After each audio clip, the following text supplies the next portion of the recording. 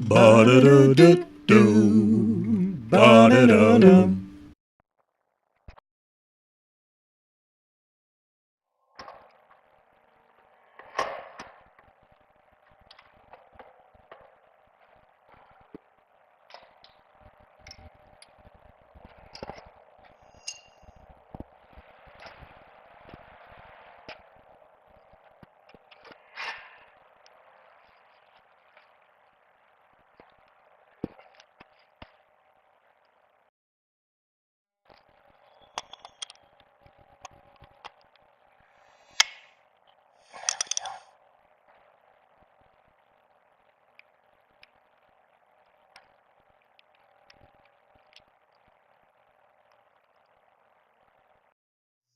This is probably out of focus, but that is covered in oil because it's seeping from somewhere in there.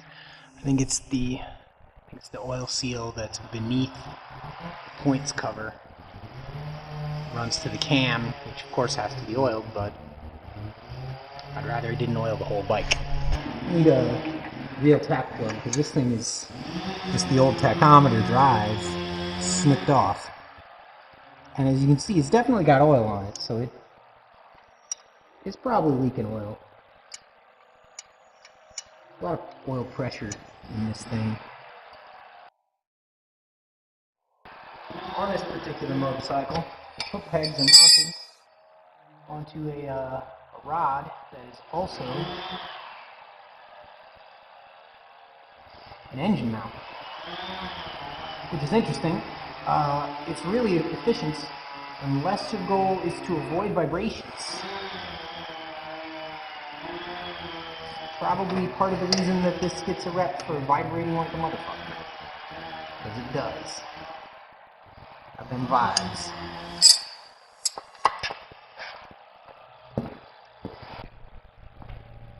Getting it apart.